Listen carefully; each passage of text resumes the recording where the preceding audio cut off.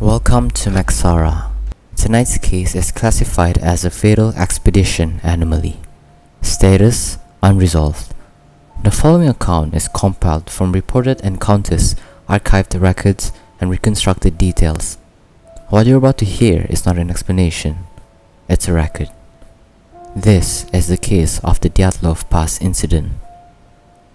February 1959. Deep in the Ural Mountains, search teams finally reach a torn tent half buried in snow.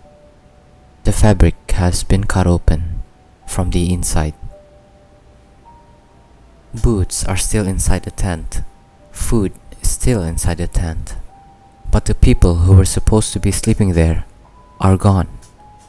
And the footprints leading away from the campsite are barefoot. Tonight, we are opening a case that has never truly been closed. A story that investigators attempted to explain, but never fully resolved. Because something happened in the Ural Mountains in the winter of 1959 that forced 9 experienced hikers to abandon safety, cut their way out of their own tent, and run into one of the coldest nights imaginable. Barefoot, half-dressed, into a storm that should have killed them within minutes. But when rescuers arrived weeks later, what they discovered raised more questions than answers. This is the story of the Dyatlov Pass incident.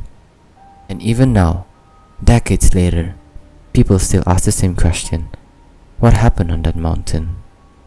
Because whatever forced them out of that tent was strong enough to override survival instinct itself. And that's where the story begins.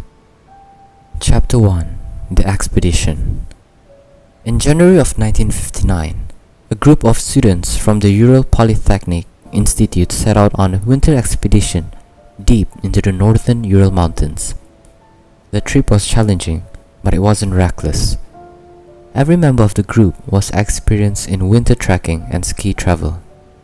Their leader was a 23-year-old engineering student named Igor Dyatlov, calm, organized, and known among his peers as someone who took preparation seriously.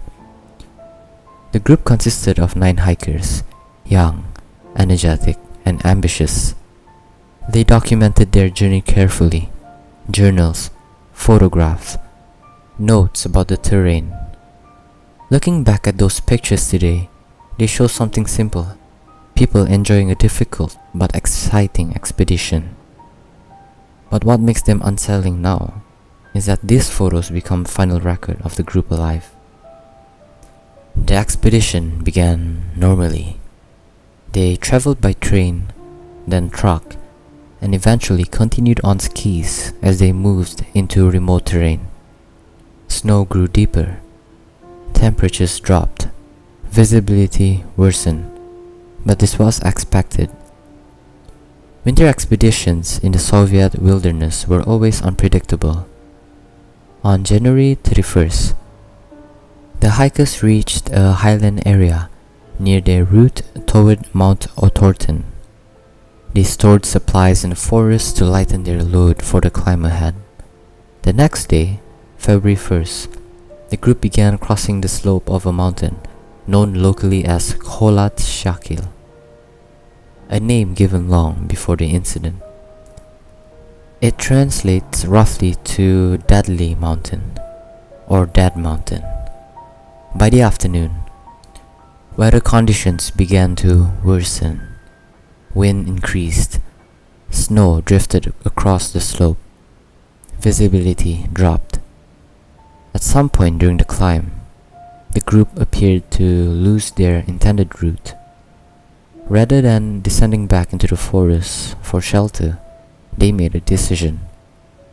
They pitched their tent directly on the open mountainside. It wasn't the safest option, but it also wasn't necessarily fatal, at least not under normal circumstances. Inside the tent, they arranged their gear. Boots lined neatly near the entrance, clothing stacked, food prepared, journals placed beside sleeping areas. Everything suggested a normal camp setup, but sometime during the night, something changed.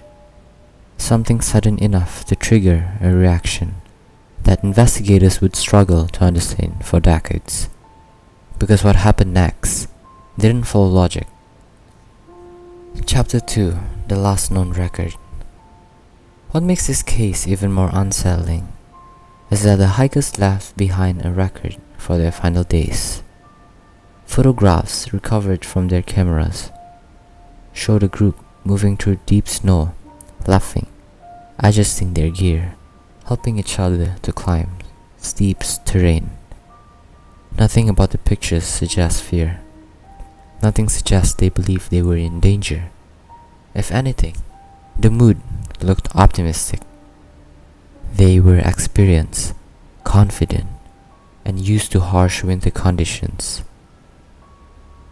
In one of the final photographs taken on February 1st, the group can be seen climbing the slope where they would eventually set up their last camp. Snow blowing across the frame, visibility fading, but the hikers continue moving steadily uphill. It's an image that investigators have studied for decades, because it may be the last moment everything was still normal.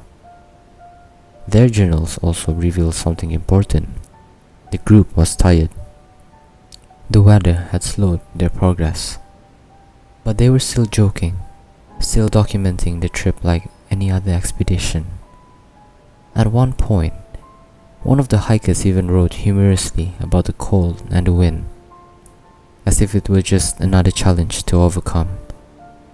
That detail matters, because it suggests the group was not panicking. They were not desperate. They were simply navigating a difficult environment. Later that afternoon, they began setting up camp on the slope of the mountain, and based on the condition of the site when rescuers found it later, everything inside the tent had been arranged carefully.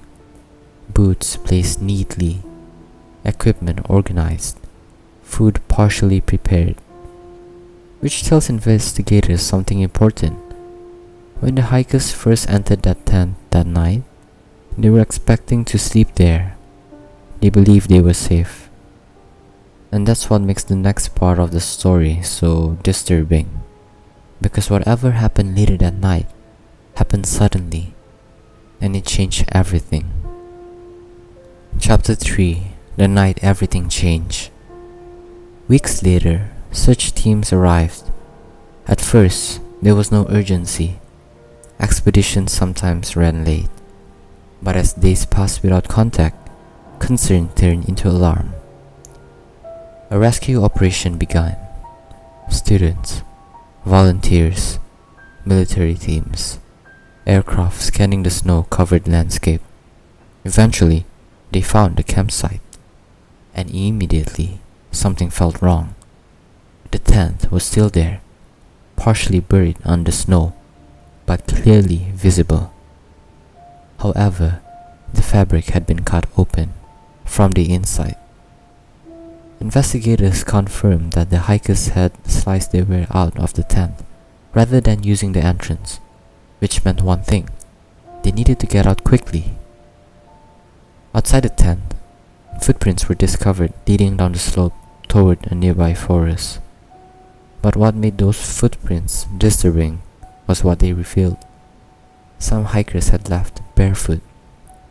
Others wore only socks. A few had a single boot. Almost none were dressed for the freezing temperatures. That night, the temperature was estimated to be around -30 degrees Celsius, cold enough to kill someone in minutes. Yet, the group had willingly or urgently left their shelter. The footprints continued toward a large cedar tree near the forest line. That's where the first bodies were found. 2 hikers were lying near the remains of a small fire. It appeared they had attempted to stay warm.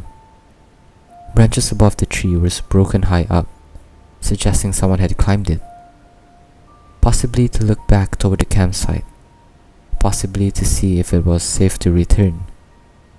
Days later, 3 more bodies were discovered between the tree and the tent. These hikers appeared to be moving back uphill, toward their equipment, toward survival, but they didn't make it. Then came the most disturbing discovery.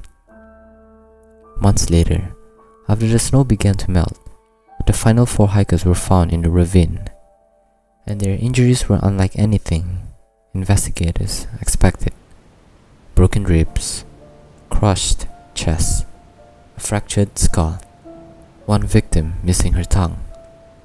Yet strangely, there were very few external wounds, which meant the force that caused these injuries was extremely powerful, similar to the impact of a car crash, but there were no signs of a struggle, no footprints from other people, no evidence of an attack, just 9 hikers and a mountain. Chapter 4: The Investigation. After the bodies were recovered, the case quickly became one of the most unusual investigations the Soviet authorities had ever handled. Investigators began documenting the site carefully. Photographs were taken from every angle. Measurements were recorded. Personal belongings were catalogued. At first, officials assumed the cause would be straightforward: exposure to extreme cold after the survival mistake. But the evidence didn't line up neatly. The tent itself raised the first major question. It had been cut from the inside, meaning the hikers had not used the entrance flap. Investigators noted that the cuts appeared hurried, almost desperate, as if the group believed they did not have time to exit normally. Inside the tent, everything suggested the hikers had been preparing to rest. Boots were still placed near the entrance. Warm clothing remained folded. Food and supplies had not been disturbed, which meant whatever forced them out had happened suddenly, very suddenly. The footprints outside the tent told another part of the story. Investigators followed them carefully down the slope. They weren't sign of a chaotic escape. The tracks were surprisingly orderly, not running, not scattered. Just a line of people walking away from their shelter into darkness. That detail confused search teams, because it suggested the hikers were not fleeing in panic, at least not at first. But as the bodies were discovered one by one, the mystery deepened.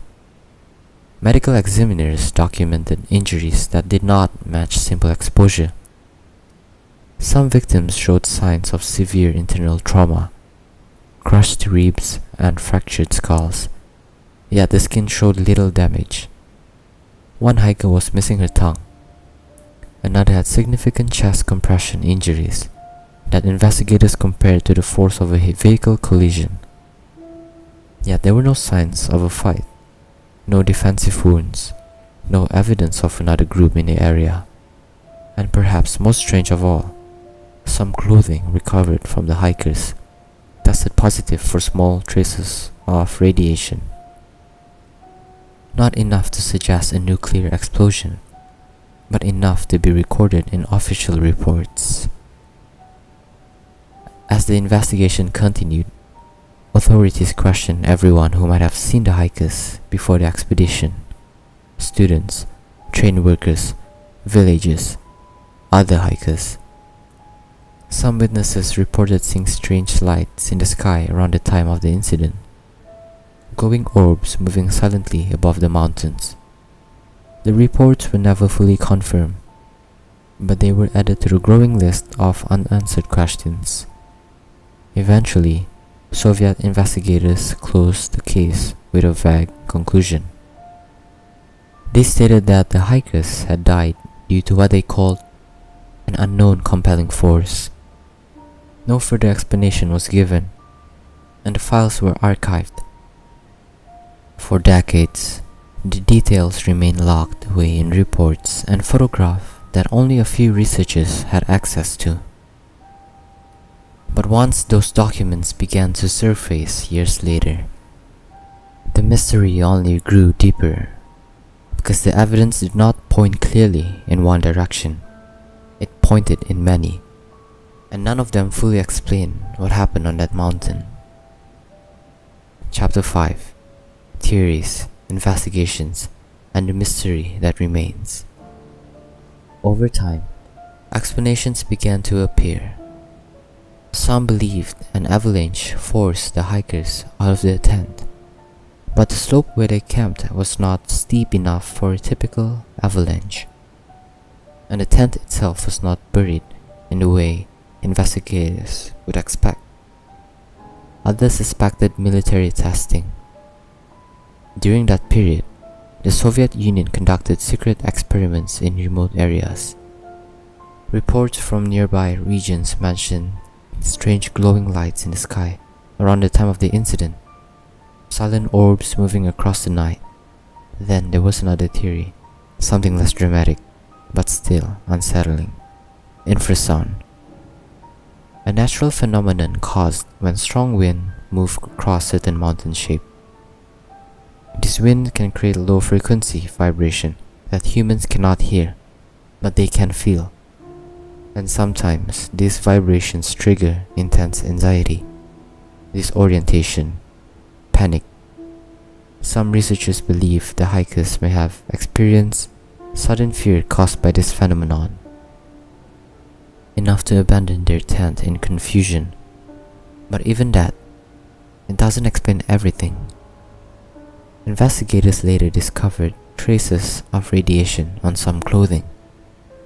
Not enough to confirm a nuclear event, but enough to raise questions. In 2019, Russian authorities reopened the case using modern modeling and avalanche research. Their conclusion suggested a type of delayed snowslide known as a slab avalanche, a smaller collapse of compacted snow that may have threatened the tent. If the hikers believed a larger avalanche was coming, they may have evacuated immediately, without gear, without thinking. And by the time they realized the danger had passed, the cold had already taken control of the situation. But even today, not everyone agrees with that explanation, because the Dyatlov Pass incident isn't just about how the hikers died.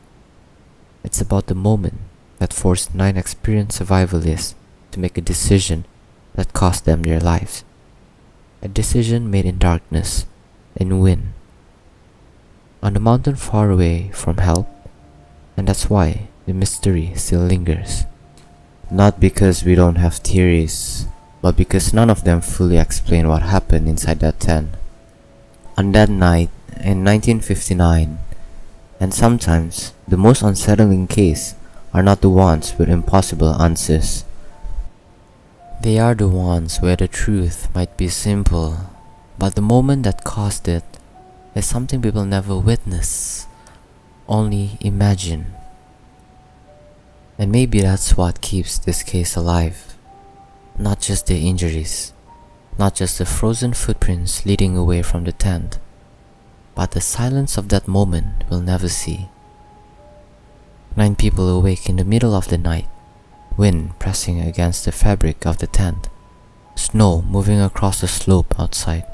Something happens. A sound, a shift in the mountain, a feeling that something isn't right. And within seconds, a decision is made. Not slowly, not carefully, but urgently enough that they cut their way out into the dark. No one left a final explanation, only a campsite, frozen in time, on a mountain that still holds the answer. And if you stand back for a moment and look at the case as a whole, something becomes clear.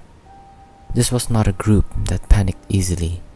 These were trained hikers, people who understood cold, who understood storms, who understood survival.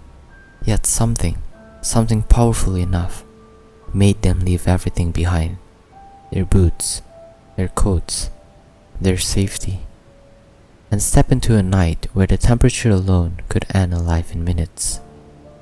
That detail is what investigators still return to, because it suggests that, at that moment, whatever they believed was happening inside or near that tent felt more dangerous than the mountain itself. Years later, researchers would revisit the evidence again and again. Photographs from their cameras, handwritten journals, weather reports from the region. Even the terrain from the mountain was studied using modern simulations. Some answers became clearer, but the most important moment, the moment inside the tent, remains missing.